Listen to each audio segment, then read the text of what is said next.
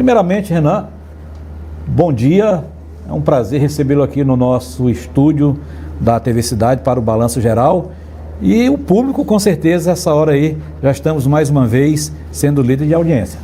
Maravilhoso, uma honra estar aqui com você. Já vim numa conversa maravilhosa anterior e vai ser um grande bate-papo. E pode perguntar o que quiser, estou aqui para ser inquirido pelo bom trabalho que você faz. Pois é, e a gente também fica feliz, não é? Já paparicamos aqui, já teve foto, já teve muita coisa, porque não é todo dia que a gente recebe uma celebridade. Eu digo celebridade porque Bacabal é uma cidade de um povo trabalhador, Bacabal é uma cidade de destaque no Maranhão e quiçá também no Brasil. Mas é a primeira vez que um pré-candidato a presidente da República nos dá o prazer de dizer: ei, eu estou aqui. E a gente se sente muito feliz. E antes da gente entrar aqui no nosso bate-papo propriamente dito, eu queria que você falasse aí para nós aí, como é que você sentiu assim a expectativa e a receptividade do povo bacabalense? Foi muito legal, eu encontrei gente que nos acompanha no hotel, foi molecada de bicicleta encontrar a gente lá, as próprias recepcionistas do hotel que a gente estava já nos conheciam, e eu tenho certeza, a gente vai almoçar no restaurante, vai encontrar mais pessoas, porque não só em Bacabal, mas no Maranhão como um todo, a nossa mensagem está ressoando, porque a gente está tratando dos problemas de Maranhão de uma maneira que eu chamo de não condescendente. O que é maneira condescendente? Em geral, o político vem aqui, fica passando a mão na cabeça de todo mundo, eu vou cuidar de você, vou dar dinheiro, vou te dar isso, vou dar aquilo, e não fala, dos erros que às vezes a própria população comete, e 2, dos problemas reais, e 3, de como esses problemas são difíceis de resolver. E eu quero fazer isso, eu quero resolver o problema daqui, porque fora do Maranhão, em outras cidades, eu estive em Paraná, Santa Catarina, as pessoas falam, o meu dinheiro aqui da Santa Catarina vai para o Maranhão, e é mal administrado, e as pessoas não olham como é que é o Maranhão. E eu entendo que as pessoas tenham raiva de pagar impostos e impostos serem mal gastos em outro lugar. Mas do outro lado, como nós vamos fazer para desenvolver o Maranhão? E eu fui pro sul, eu fui pra região de Imperatriz, eu vi muita coisa pujante, falei, nossa, tem como estourar. Vindo aqui pro meio, você vê que já não é tanto agro. Aqui é uma cidade mais comercial, aqui é um entroncamento comercial. Aqui perto tinha Santo Antônio dos Lopes, tem talvez o maior complexo de termoelétricas do Brasil. Um complexo potente que gera arrecadação, mas não está gerando vida melhor para as pessoas. Como gerar vida melhor para as pessoas? Qualidade de vida, dinheiro, renda. As pessoas não precisarem depender de auxílio, de bolsa nenhuma aqui no estado. Esse é meu desafio. E eu estou crescendo porque eu estou falando desses assuntos sem querer fazer amigos. Eu estou só falando a verdade. Vou fazer inimigo, mas talvez algumas pessoas concordem.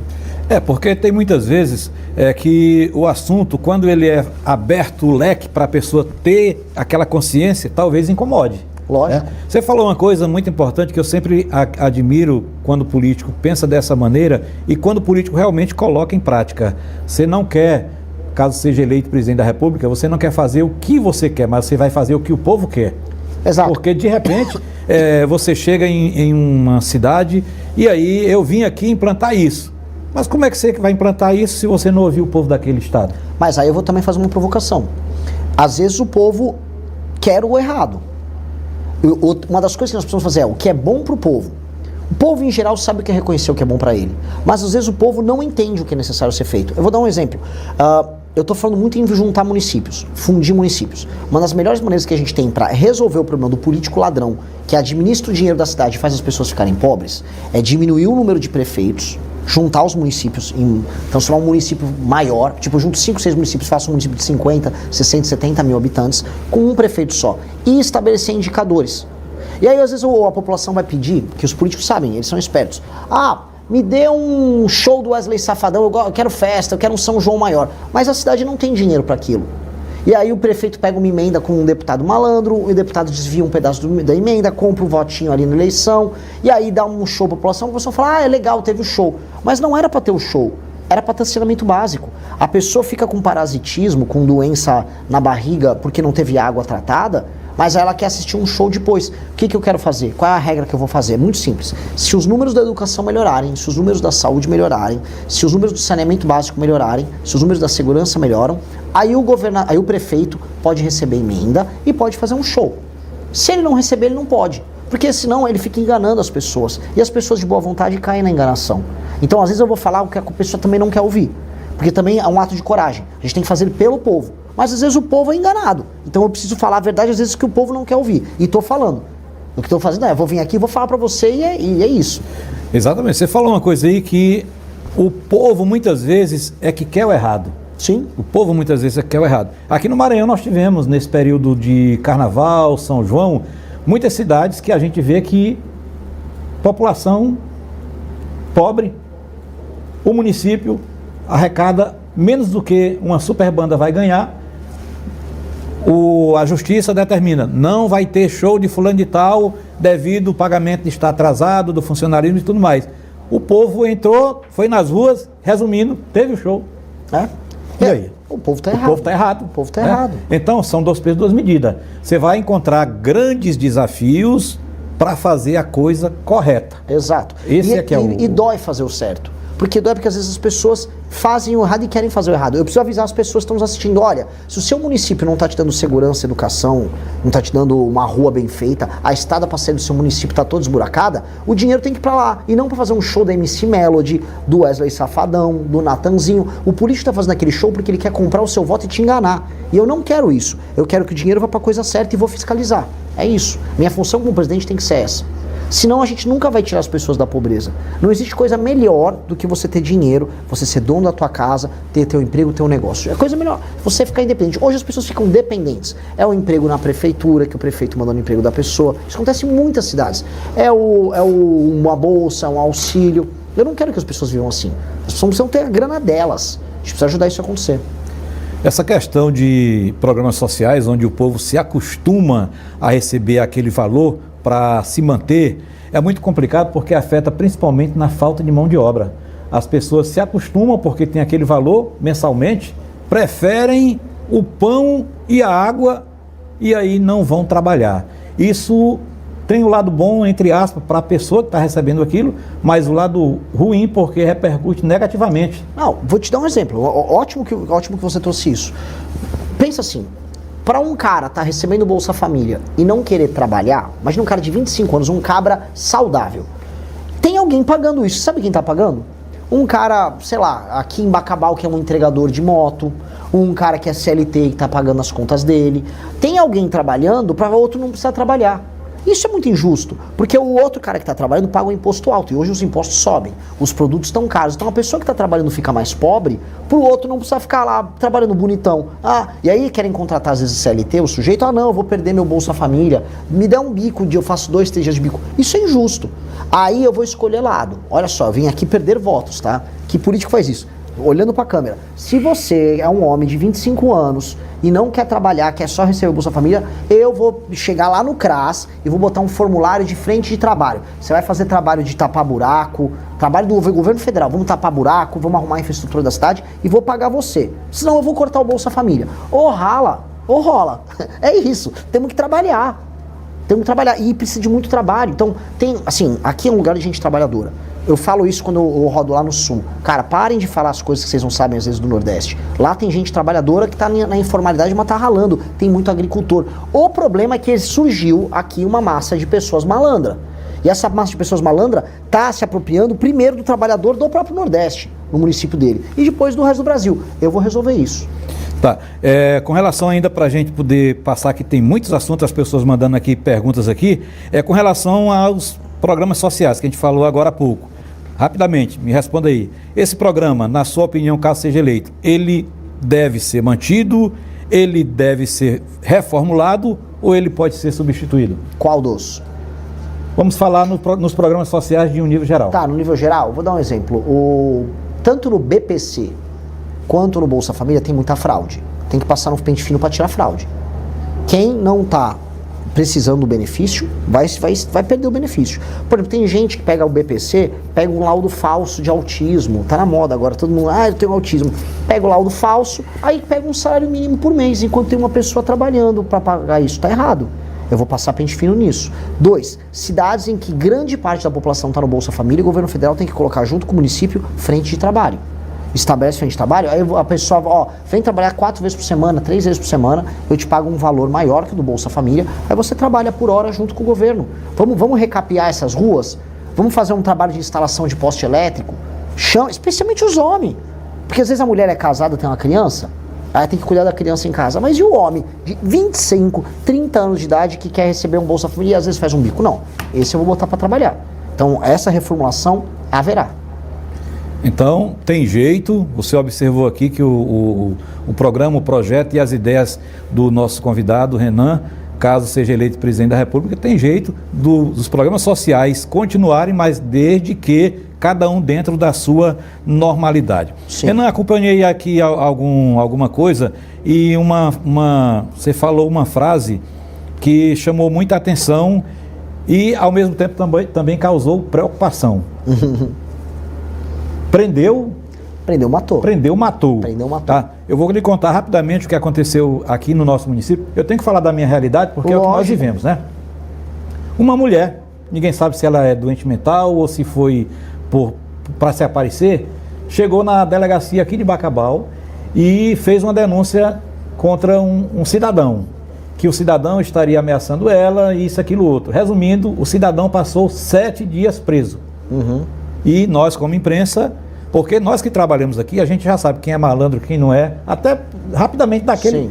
Sim. E eu aqui da TV Record, os demais colegas, nós falamos que aquilo estava errado. Por que não fizeram uma investigação mais profunda para saber se o cara era culpado ou não era, tudo mais? Não, a vítima não quer ser reconhecida, que tem horror de ver o cara. Resumindo, o cara inocente, o cara ficou 7 dias preso, foi solto e depois a mulher veio simplesmente pedir desculpa. Prendeu, matou. E aí? Pois bem, o Prendeu Matou surgiu como um grito. Eu estava fazendo um programa ao vivo e eu falei, havia sido assassinado lá em São Paulo um ciclista na frente de um parque. Foram lá, tiraram o celular da mão dele, deram 3 tiros no cara, mataram ele, caiu no meio do chão e eles foram embora com a moto, levaram o celular dele, mataram uma pessoa na maior uma banalidade. Eles eram faccionados. O que se faz com um faccionado? Só existem 2 opções. Eu não quero recuperar faccionado, eu não quero ensinar o faccionado a virar uma pessoa melhor. Eu quero prender ou matar o faccionado. Então, o caso que o senhor me listou aqui é um caso de uma injustiça. É uma denúncia, não estou falando para aparecer na rua prendendo e matando pessoas. Tudo tem o seu devido processo legal. Agora, a gente tem que enquadrar quem trabalha diariamente para tornar a nossa vida um inferno, tornar a vida dele um inferno. Então, como é que eu vou fazer? Como é que eu trabalho? Eu vou aumentar as penas para quem comete crime, e se a pessoa é membro de uma facção, e nós descobrimos que ele é membro de uma facção, ele só tem 2 destinos. Ou ficar 40, 50, 60 anos, ou prisão perpétua se for um líder da facção, ou morrer. Morrer como? Se ele foi trocar tiro com a polícia tem dever de eliminar ele. 2, 3, 4 tiros no peito. É isso que tem que fazer com esse cara. Não existe outra conversa. Agora, naturalmente existem, vou colocar aqui, crimes pequenos. Não estou falando de prender um matou, não. O cara tem uma briga de trânsito, a polícia vai lá e mata todo mundo. Não. Se o cara for faccionado, sim. Mas é um caso específico. Exatamente. Tem um nome, isso chama direito penal do inimigo. Você cria uma situação especial para o membro da facção, em que a lei é bem mais dura com ele. E tem que ser. Tem que ser. Eu quando me falaram dessa sua frase, e eu defendi porque é o seguinte, eu entendi porque é uma frase que tem a acusação imediatamente, tem a defesa. Prendeu, matou. Mas tudo tem que ser de acordo com cada caso é um caso. Eu também concordo plenamente com a sua ideia aqui. A justiça vai recuperar o quê? De alguém que já tem um histórico, que já vem fazendo isso, aquilo, outro. É perder tempo, é mais despesa. Continuando aqui rapidamente, que é tanto assunto, a gente passava o dia aqui e não terminava a nossa entrevista. Lógico. Não sei qual estado que tem um sistema de ressocialização. Aqui em Bacabal nós temos um sistema de ressocialização. Eu sou a favor, e muito, que o Brasil todo tenha isso, caso você seja eleito. Lembre-se disso que nós conversamos aqui em Bacabal. Eu sou contra um detento ficar de cara para cima, desculpe até a expressão, coçando o saco o dia todo, e nós trabalhando, ralando para pagar. O que é que tu sabe fazer? Eu sou ajudante de pedreiro, vem fazer tijolo. Eu sou isso, vem fazer isso. Porque ali quem estiver fora querendo praticar algo errado, vai pensar 2 vezes. Eu sou malandro. Rapaz, se eu for fazer isso, não vou trabalhar não. Então vem trabalhar aqui fora, porque lá dentro você vai ter que fazer. Nós temos aqui uma empresária, Carmen Xavier, quero mandar um abraço, ela está acompanhando a nossa programação. Aqui em Bacabal, ela foi a primeira empresária que confiou em colocar um detento na empresa. E hoje a empresa dela foi reconhecida até a nível nacional por isso. Está entendendo? Que a gente tem receio. O fulano e tal é presidiário, é ex-presidiário. A gente já fica, opa, guarda meu celular. Mas não, ela deu essa chance e está dando certo. Bacabal hoje tem um centro de ressocialização que vem para colocando as pessoas para detentos. Para o detento. Para detentos. Não, legal. eu gosto. Ele está lá, mas ele vem, passa o dia trabalhando e retorna. Mas retorna isso aí mesmo?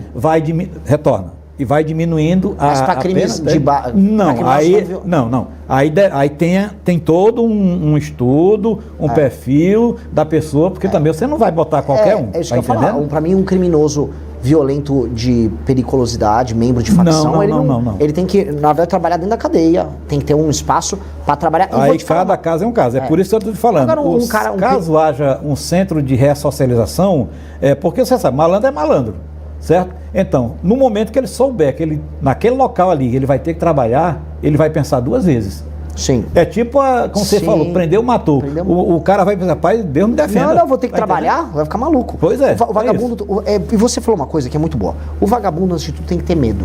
A coisa que mais convence um vagabundo a não cometer um crime é medo de ser pego, e caso ele seja pego, ele tenha que ficar trabalhando na cadeia e ficar muito tempo lá na cadeia.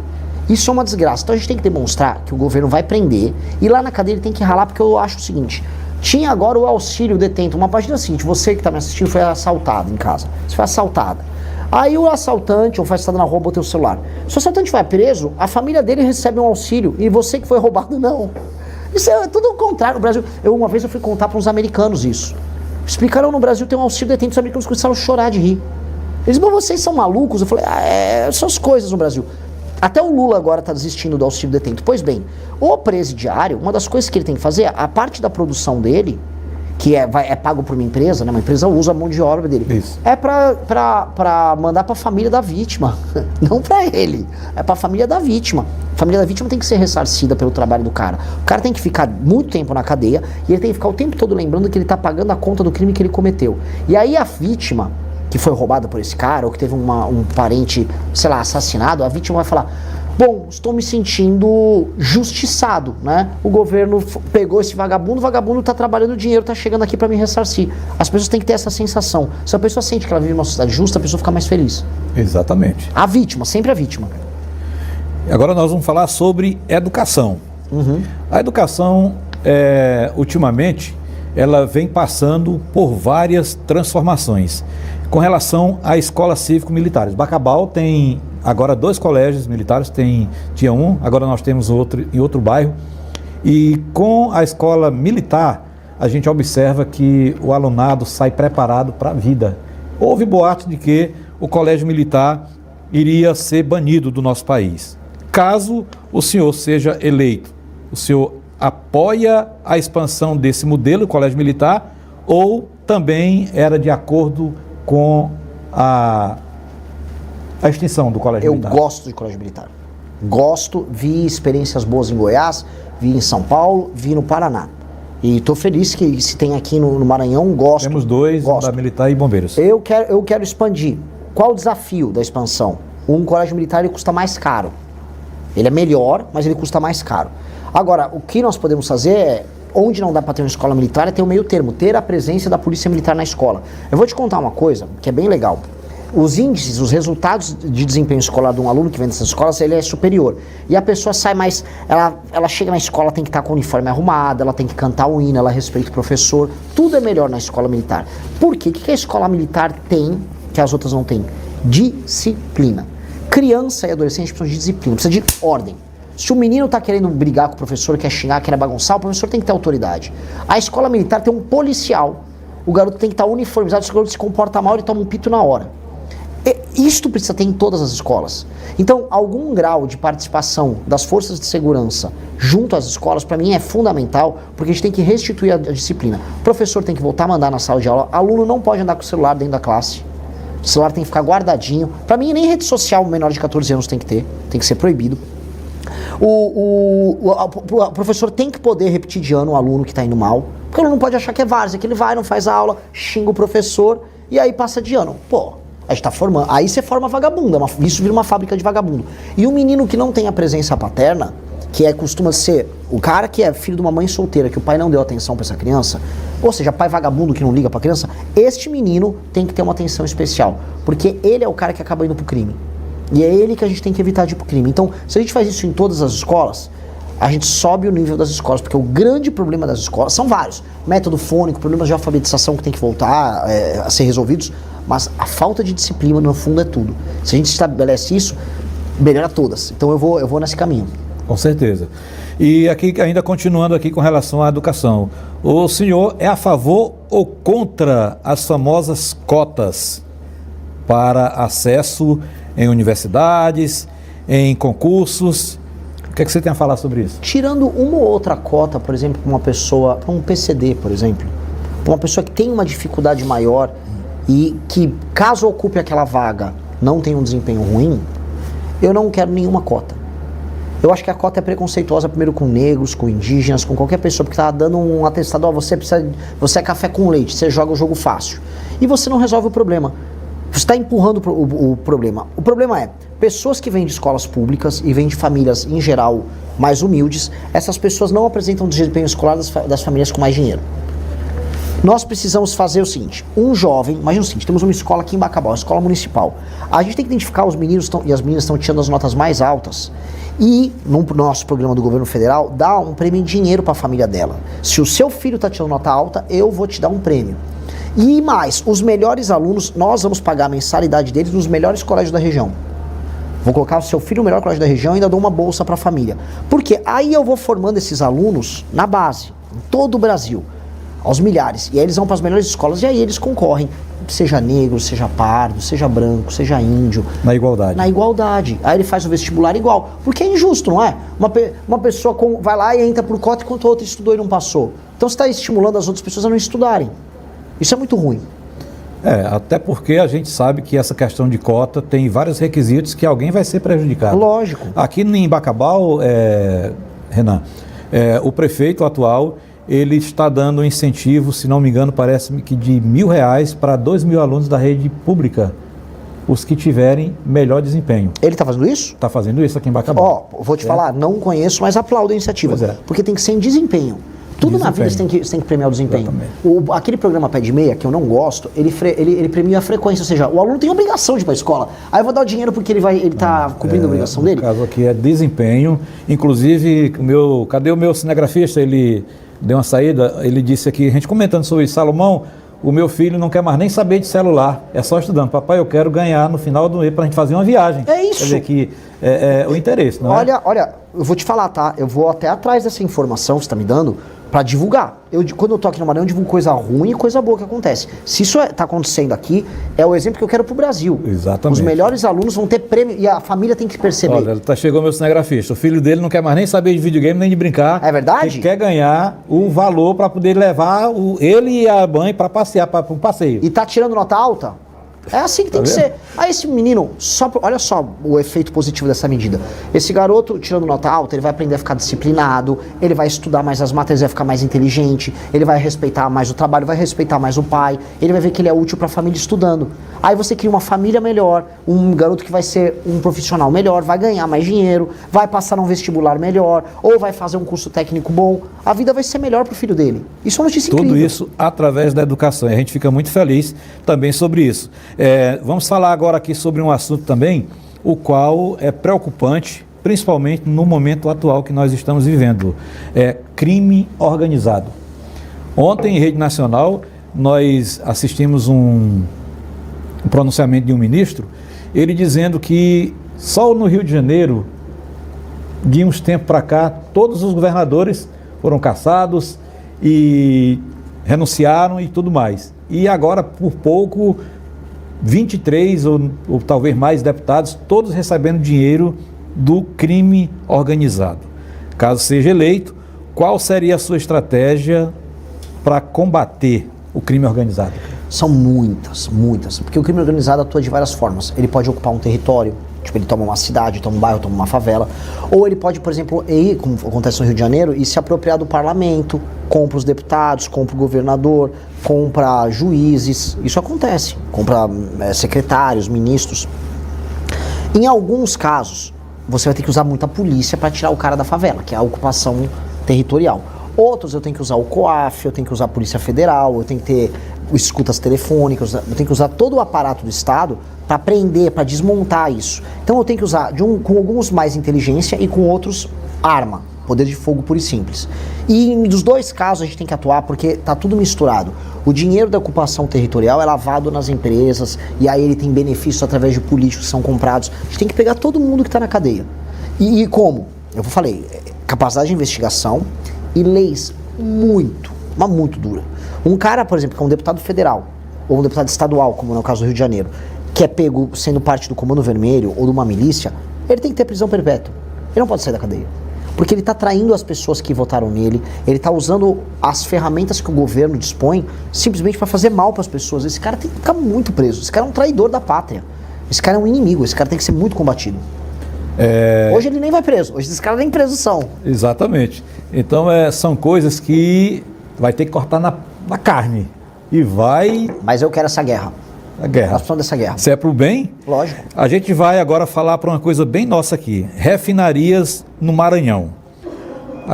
Eu vi através do meu amigo Jeff, fiquei curioso e fui conhecer um pouco mais aqui, você falando sobre o potencial que o Maranhão tem com relação a refinarias, com relação a muitas coisas. Caso o senhor seja eleito, como é que seria feita uma avaliação dos projetos, os quais nem chegaram a ser concluídos aqui no Maranhão, como a refinaria Premium, que foi divulgada, a cidade de Bacabeira, ela passou assim por uma mudança, todo mundo gerou aquela expectativa e de repente a refinaria não saiu do papel. Cara, o que mais a gente tem aqui no Brasil são obras que são anunciadas, são comemoradas e estão elefantes brancos largados. Eu visitei um exemplo contrário, que foi lá perto de Balsas, que era uma refinaria de biocombustível. Eles pegavam o milho da produção local e transformavam ali mesmo em etanol e exportavam pelo Porto de Itaqui. Esse vídeo aí que tá aparecendo na tela. Qual é a sacada disso? Você está pegando o grão, porque se eu produzo o grão numa fazenda, um milho, e eu vendo só o milho puro, não tem muito valor. Agora, quando eu transformo em combustível, vale muito mais. E quando eu exporto, vale muito mais. Aí sobra muito mais dinheiro aqui para o país, aqui para o estado do Maranhão. E para as pessoas, você vai ter gente trabalhando na refinaria, engenheiro químico, um garoto fez um curso técnico no Senai, está operando uma máquina, depois ele vira o chefe do setor. Ou seja, todo mundo ganha dinheiro e o lugar fica melhor. Na região toda do Mato Piba, mas isso inclui aqui o Maranhão também, tem que ter muita usina disso. Especialmente nessa parte do centro-sul do estado.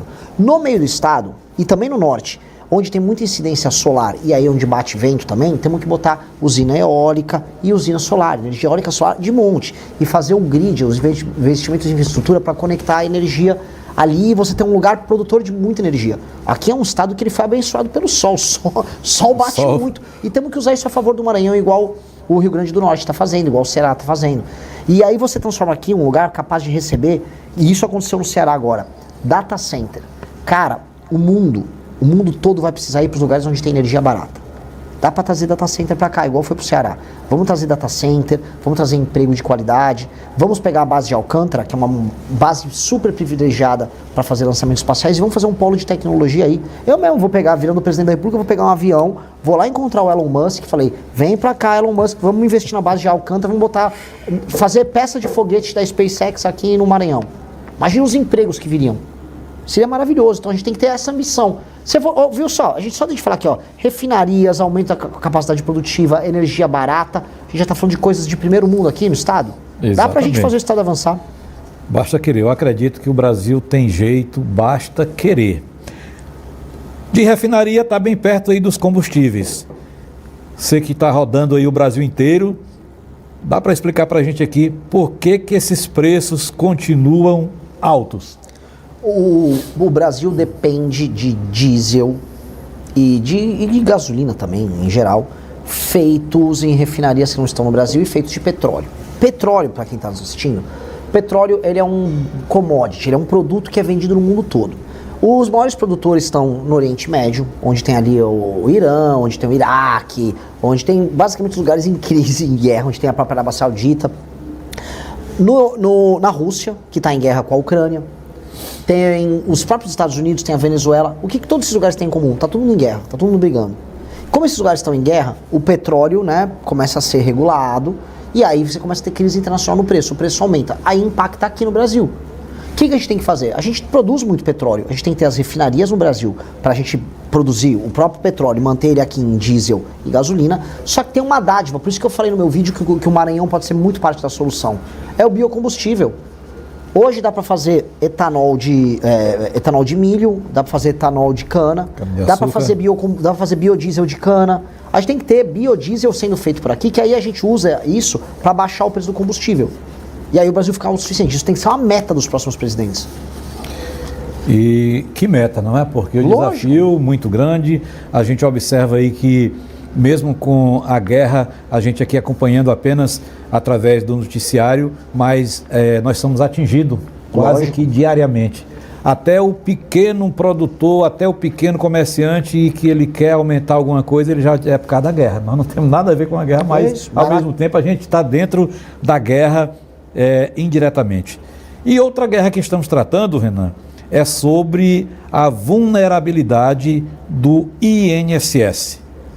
Você sendo eleito presidente, que medidas adotaria sobre tudo isso que está acontecendo? Olha, o escândalo do INSS, ele começou já há mais de 10 anos e ele acelerou muito agora no governo atual do Lula. É um escândalo bizarro. Tem, né, o Everton Rocha aqui do Maranhão envolvido.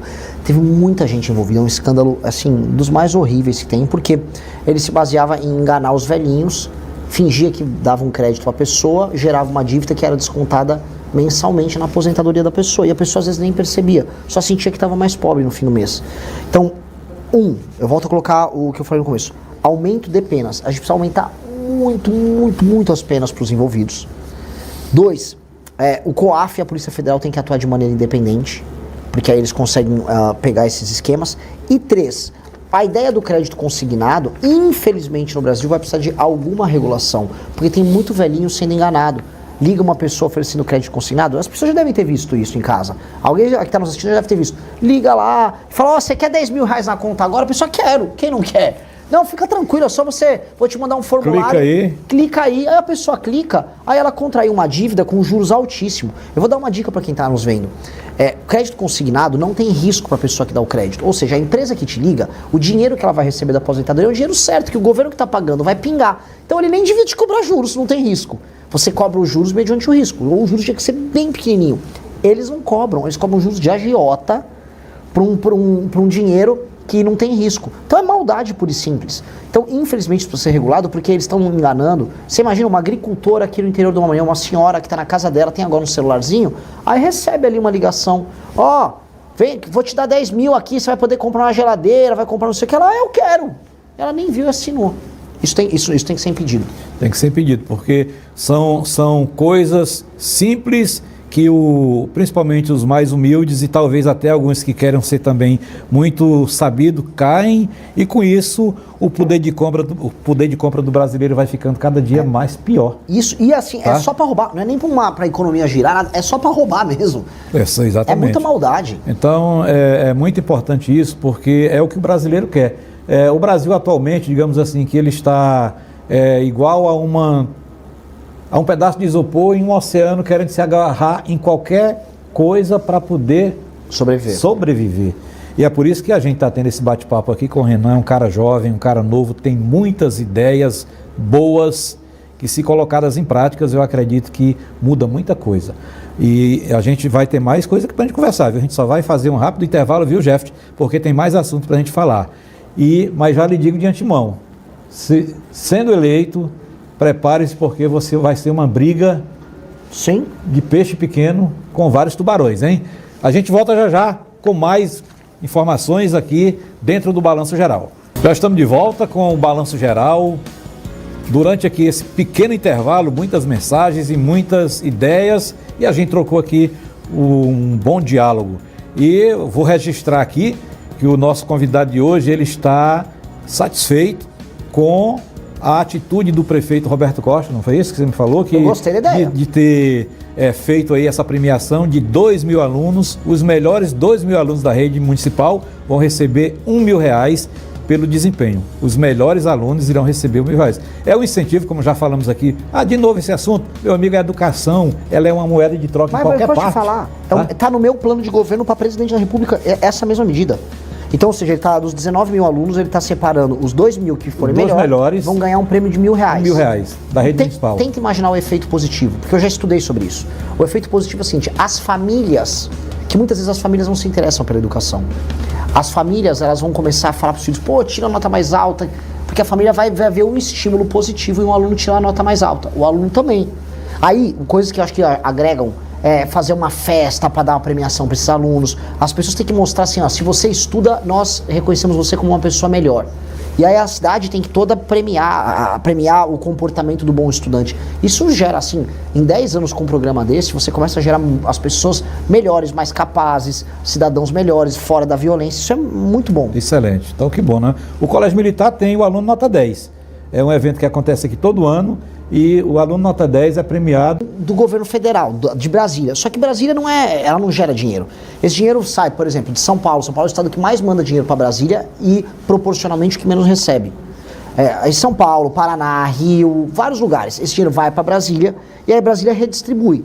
E ela manda muito para cá. Então o que se espera? Esse dinheiro que está sendo tirado de outros lugares, ele vai ser bem investido e vai fazer a vida no Maranhão melhorar, até que Maranhão está mandando muito dinheiro também, certo?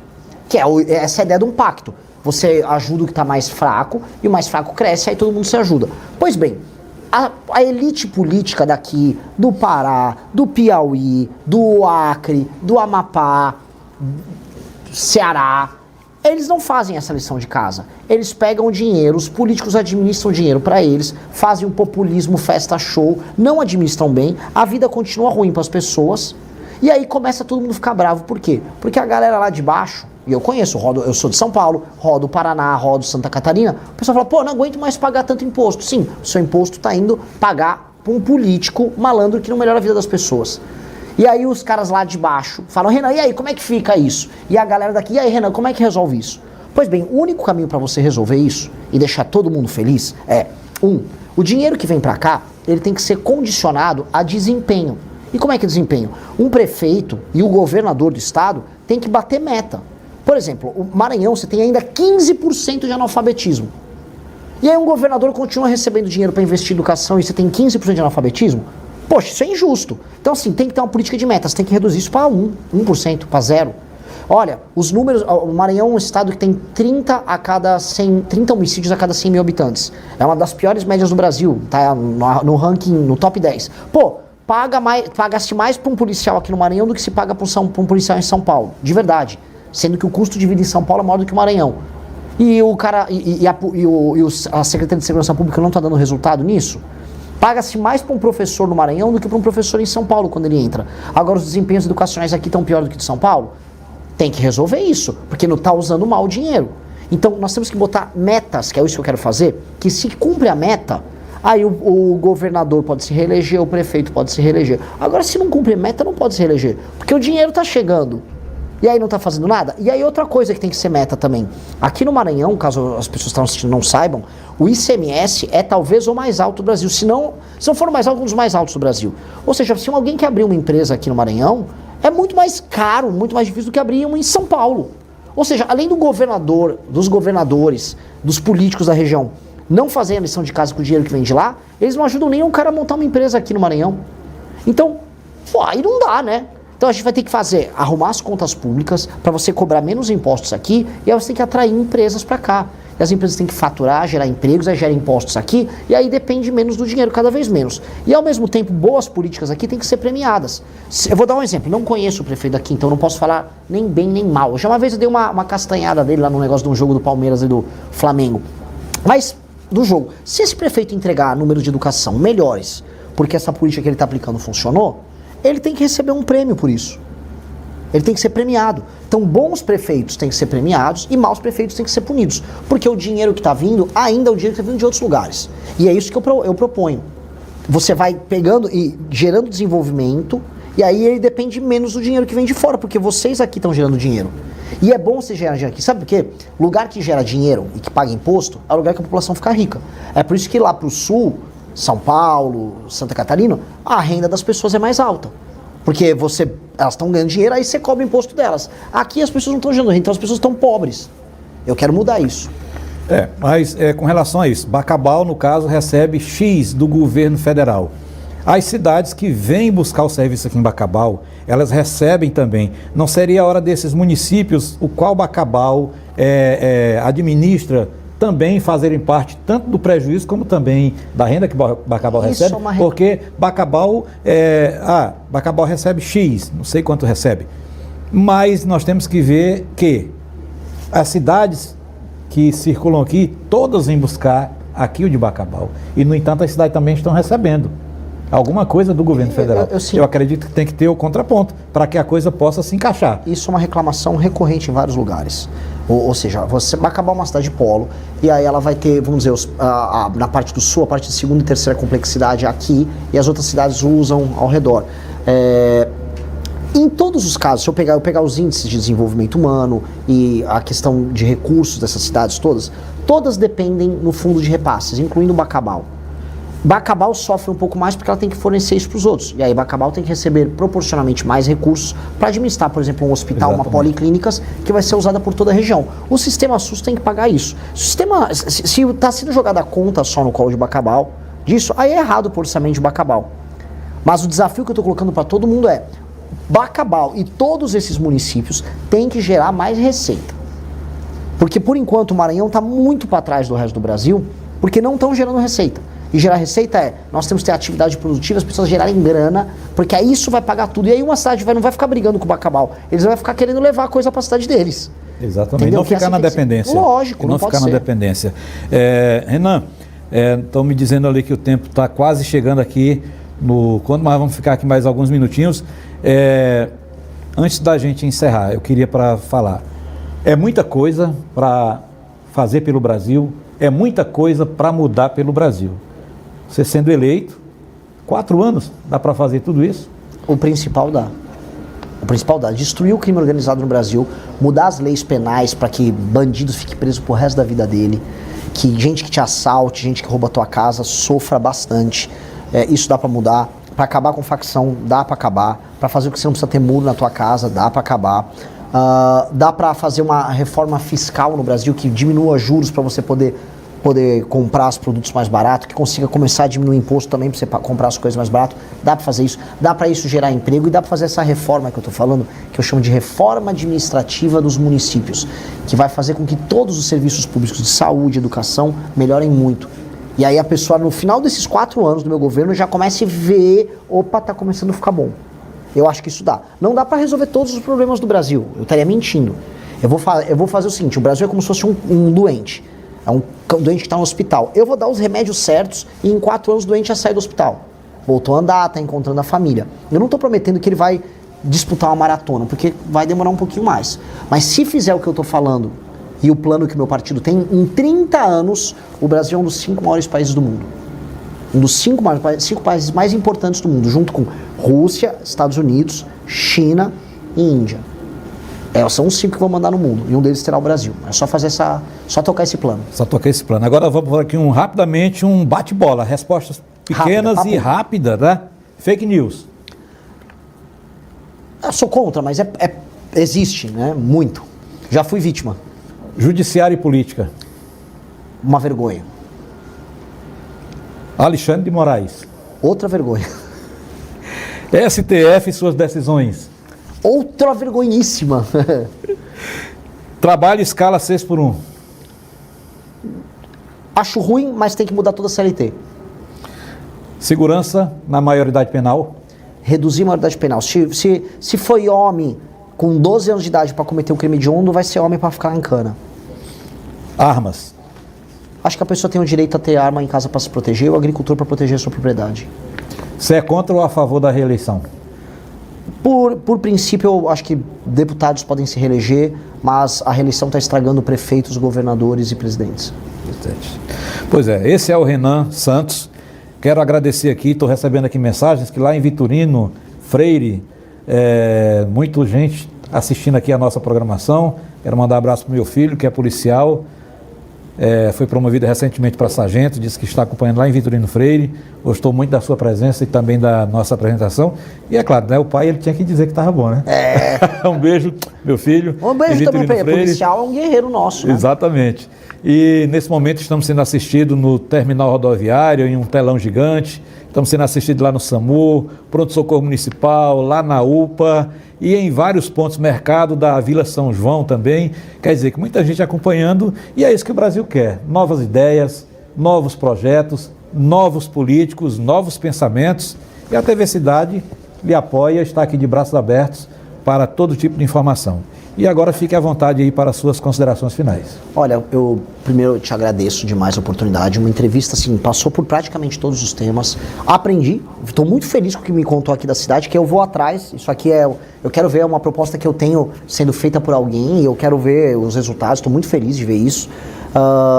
Meu recado para todos é: sonhem que o seu país pode ser melhor. Você não precisa ser dependente de auxílio, de bolsa pro resto da tua vida. Você não vai precisar achar que você vai precisar se mudar para outro estado para tentar um dia arrumar um emprego, procurar uma oportunidade melhor. Você não tem que se esconder do bandido, não tem que andar na rua com medo do seu celular ser roubado, ou de entrar na tua casa ou roubarem tua moto. Você pode viver num país sério, num município sério, num estado sério. Basta a gente ter as ideias certas na cabeça. As ideias certas são ideias que impõem lei e ordem, que matem vagabundo, que façam o seu imposto ficar barato, que façam os seus produtos ficarem baratos, que façam você ter trabalho e que façam você confiar mais nas pessoas ao teu redor, e nós queremos construir isso. É apenas esse meu recado. Agora, o que era para ter começado com isso, nós vamos finalizar. Rapidamente, quem é o Renan? Renan é um cara de 42 anos, nascido em São Paulo, filho de uma família de classe média num bairro operário lá de São Paulo, o bairro da Moca. É um cara que sonha em viver no seu país, não como um país apenas que existe no mundo largado, mas um país que será ouvido pelas maiores nações do mundo. Um país que é respeitado pelos Estados Unidos, respeitado pela China, um país que você vai poder cruzar ele de avião, de carro, de ferrovia, você vai poder escoar seus produtos, que você vai comprar a tua casa, você vai poder comprar as coisas que você quer de maneira feliz e altiva, sem depender do governante cuidar de você, porque não existe governante cuidando de você. Você tem que ser capaz de cuidar de você e se emancipar igual o Brasil precisa se emancipar. Eu sou o cara que sonha em fazer isso. Tá? Eu estou dedicando minha vida a isso, sou presidente de um partido político, mais jovem presidente hoje de partido político do Brasil, e eu vou tornar o Brasil esse país, querendo ou não, enfrentando todos os poderosos que seja. Esse é o Renan Santos e o Renan Santos gosta de brigar. É isso. Obrigado, hein? E nós vamos a um rápido intervalo comercial. Na volta tem mais balanço geral para você. Eu volto já.